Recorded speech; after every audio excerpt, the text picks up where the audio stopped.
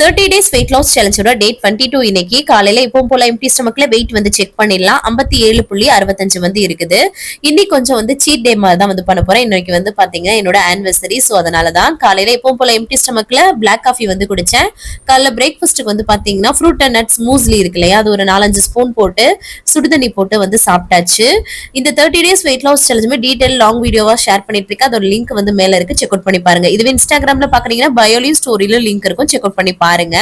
மதியம் லஞ்சுக்கு வெளில தான் வந்து போயிருந்தோம். சிக்கன் பிரியாணி, சிக்கன் 65 எல்லாம் வந்து சாப்பிட்டோம்.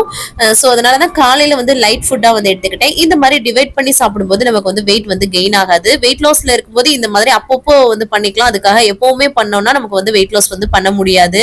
அதுக்கப்புறமா ஒரு ஆரஞ்சு ஐஸ் சாப்பிட்டேன். நைட் டின்னர் 6:30 மணிக்கு எடுத்துக்கிட்டாச்சு. ஆட்டா நூடுல்ஸ்ல நிறைய மீன் மேக்கர் போட்டு வந்து பண்ணியிருந்தோம், அதை சாப்பிட்டாச்சு. அதுக்கப்புறமா தண்ணி குடிச்சு இன்னைக்கு டேவை கம்ப்ளீட் பண்ணியாச்சு. தேங்க்ஸ் ஃபார் வாட்சிங் ஃப்ரெண்ட்ஸ். பை.